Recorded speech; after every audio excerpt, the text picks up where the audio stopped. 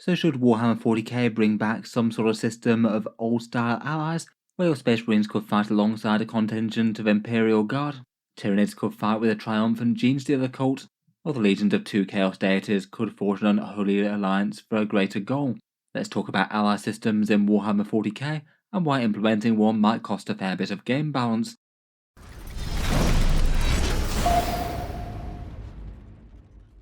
Hello and welcome back to Auspex Tactics, where today we're talking allies in 40k, and whether or not it might be fun to bring back some form of the system, rather than the more limited version that we have in current 10th edition.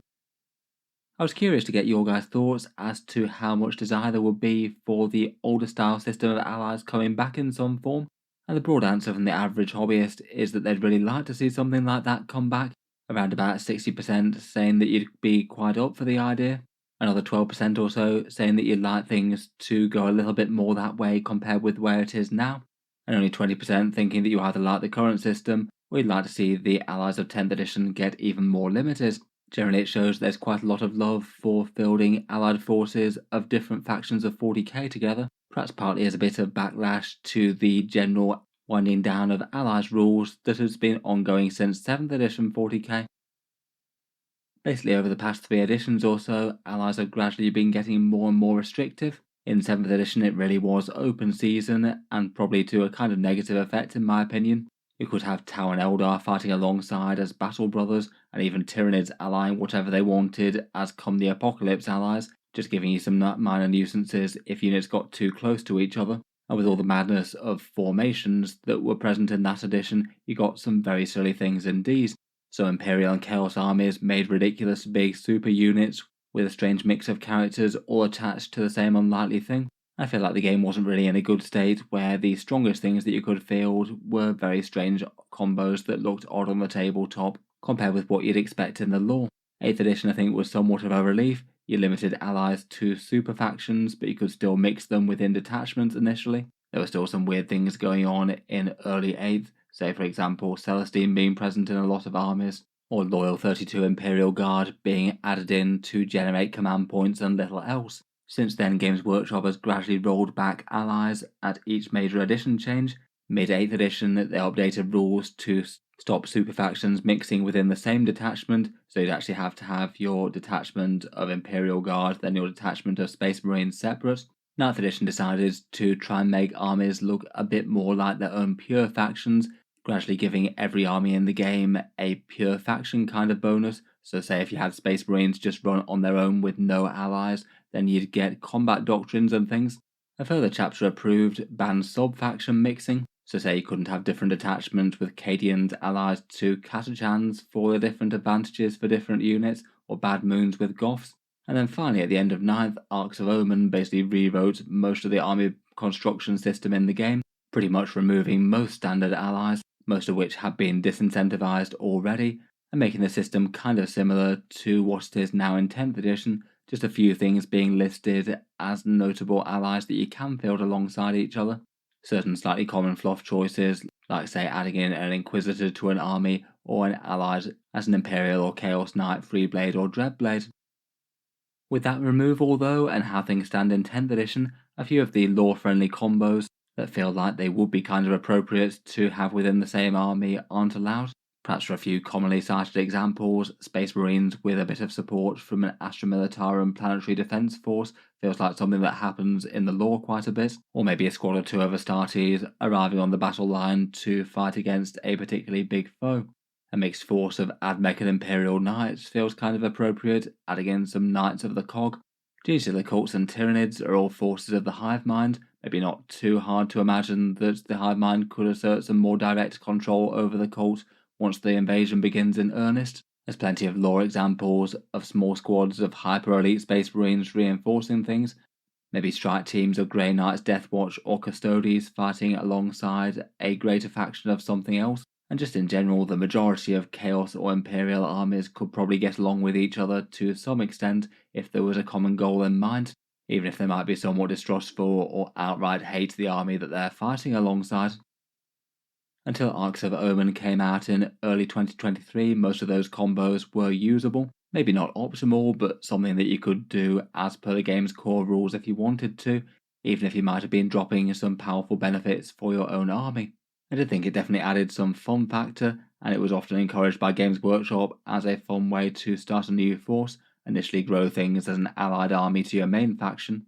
That's certainly something that I did myself. My Imperial Guard started as an allied army to my Space Marines. As mentioned though now, allies are generally restricted to a few fairly specific things, say a small contingent of allied free blades or dread blades, one big knight or three little ones, summon Chaos Demons, now with the restriction that you need to take at least some battle line ones, Brood Brothers for the Genestealer cult, Inari and Harlequins for the Drukari Eldari crossovers, Agents of the Imperium for assassins and certain non-aligned retinues, and finally the option to include a great big stompy titan if that's what you want to do. I would say that these hit some of the most important allied forces out there, though from that poll at the start it does seem that some people are hungry for more. I feel like for the reason for the gradual rollback of allies has probably been at least partly due to game balance and partly due to theming of armies and what Games Workshop might want you to play. 40k game balance is often criticised, but I feel like people maybe don't appreciate quite how much it's going to be far harder to balance the game if every army out there has access to every other unit or datasheet from their super faction, perhaps particularly for Imperial armies and Chaos armies. You could have access to a staggering number of datasheets, and it means that if any one datasheet is stand out for an army, unless you write some rules with some arbitrary obstacles, it means that just about any other army could pinch that and make that army a bit stronger as a result. It also maybe limits design choices for an army as well. You might design an army that has a really massive strength but a really obvious weakness. If you can just borrow units to soup them in and cover that weakness, that's not really very effective. Allied rules are kind of hard to balance with the armies that could ally, say, 5 different armies like Imperium or Chaos, versus the armies that fight alone. Maybe Orcs and Necrons and Tyranids in particular haven't classically been able to ally much else. Tyranids, I suppose, have a more obvious choice now in Genestealer cult. It might be hard to gather stats and warp stats a bit. If every army has allies, you could have a force that fights very differently if, say, half the army is from the non-declared faction. Kind of hard to account for that as to which army was really carrying the power and needs rebalancing. There's just quite a lot of headaches that it creates, and you could have some odd decisions being done, like, say, nerfing units just because they're abused as allies, when they might have been overall fine within the faction itself. I do feel like treating each force as broadly its own thing, and ruling that for more competitive matched games, you've got to basically take your main force and maybe just focus on balancing a few very specific allies. That's perhaps one of the factors that has allowed Games Workshop to get better balance between factions than before. Everyone likes to moan a bit about Warhammer's game balance, and it's never perfect, but over the past year and a half or so, in general it's been better than it's just about ever been before, besides the rather major blip at the start of 10th edition, where some armies were just astronomically more powerful than others. I feel like if Games Workshop wanted to bring allies into the game and make them viable but also not dominant, it could be really quite hard to do. Even with keeping everything separate, they only seem to be able to get so good with regular 40k balance.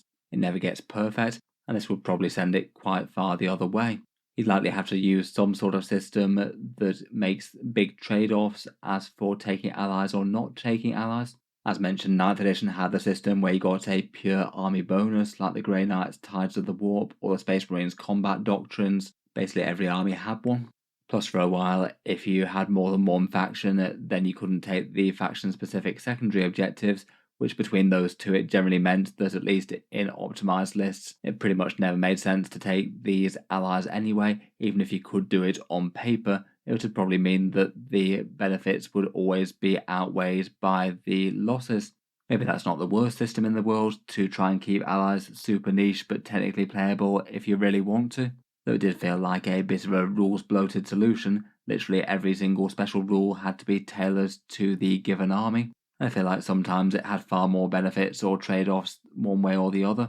Some factions really couldn't function without their army-wide special rule, some armies didn't really care that much. I guess you could say there's some element of that being present in 10th edition 40k. If you take allies, then they don't get their detachment stratagems or special rules working for most of them. It means they only really get the strength of the datasheet and not any other benefits that they'd have within their own army. Say, for example, taking Imperial Knights and not getting access to their big Lay Low the Tyrant rerolls. Perhaps another slightly weirder way of doing it could be to try and give allies a different points cost depending on whether you're fielding them in the codex or outside of it. Maybe if you're trying to balance things to 2000 point games of 40k, you could say that if you lose 500 points out of your army, you can then take 450 points worth of one other faction's allies, meaning that you're paying a bit of a tax to include other things in your army. Maybe that way could be one way to make them less efficient but not unusable, though it feels like it'd be a hard system to scale. And otherwise, if you just recorded 2 points costs, one for the regular unit and one for fielding it as an ally, that'd be a ridiculous amount more data crunching.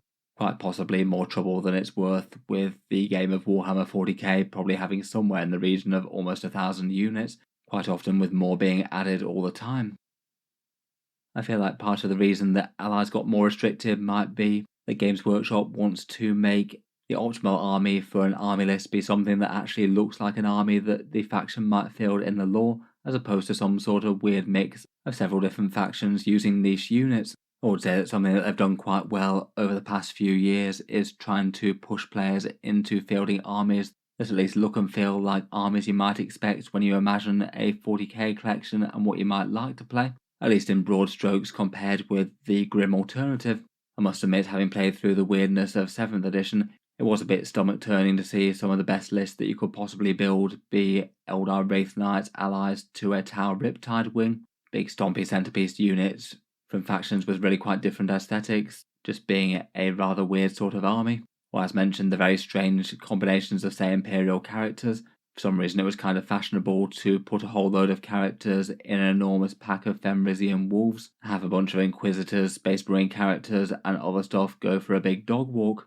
That was the edition where Space Marine librarians could casually summon demons as well. It was very much 40k, where Games Workshop just says yes to all sorts of random things before they gave the game its perhaps much needed hard reset for 8th.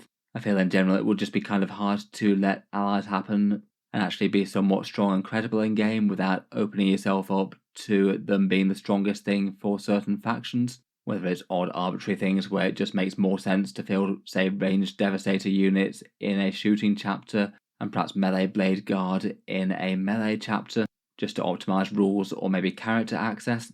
And I feel like most people wouldn't want to have their army and know that they're strictly playing with a lower power level army unless they randomly add in a whole bunch of niche gunline units from another faction that just so happens to be temporarily undercosted. I feel like perhaps another important argument against allowing allies, say in the more match play competitive style game, is that in games of a more casual level, just playing with friends for fun rather than high-minded tactical things or doing a narrative style mission, you can absolutely just mix armies together if you want to. I feel like in more casual settings, a lot of people are going to be well open for people doing a bit of army mixing if it makes sense, and if it's clear that it's not being done to gain some sort of weird in-game advantage for doing so, and the motivation is clearly more either narrative and lore, or perhaps trying out some new units for a faction that you haven't got a full army for yet. I definitely played a few games myself when someone had not quite enough points cost to make up an entire army, so just used a few things from their other faction, maybe some Lehman Russ battle tanks acting up as Brew Brothers to a greater Tyrannid force for once, or if you're playing, say, 2v2 or 2v1 games of Warhammer 40k, you might have some slightly unusual combos run side by side. Again, at a more casual level, I really don't think that that's any sort of problem at all and quite easy to do.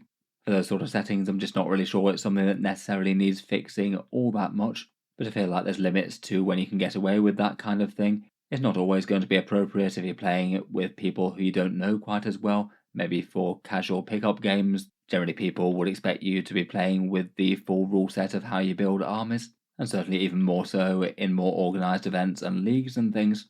I guess if we desperately want allies in those kind of settings, we would have to be waiting for Games Workshop to rule something in that way. In any case, let me know your thoughts on whether or not Games Workshop should redo allies in one way or another. I feel like overall I really like the idea and the fun factor of being able to put different forces together. I must admit it was something that I enjoyed doing quite a bit, whether it was just creating, say, a force of Space Marines with some allied guardsmen for a more fluff and lore perspective, or trying to go for a slightly surprising combo of allies that people might not be ready for in a tournament. I did think it made list building pretty interesting. Still though, I absolutely don't deny that it would probably be a major setback for 40k game balance, and it might be overall a bit more sensible to try and keep full faction on faction allies to a more casual setting. Let me know your thoughts though, and whether you'd be tempted for Games Workshop to change things around or not. Look forward to hearing your ideas in the comments. If you've enjoyed the video, then feel free to subscribe to Auspex Tactics. I'll certainly keep the regular 40k videos coming. I do tend to post new ones just about every day. Finally, if you have been enjoying all the videos on the channel, I would just like to mention that Auspex Tactics does have a Patreon page as well, and you can find that linked in the video description if you'd like to help support and keep all these coming. Channel patrons do get a fair few advantages, seeing certain videos early, regular votes to see what sort of things happen next on the channel, and automatic entry into the regular prize giveaways with a chance to win some big model kits each month. If any of that sounds good to you, or you'd just like to help support, the link is down in the video description. In any case, a massive thank you for listening, and I'll hope to see you guys next time.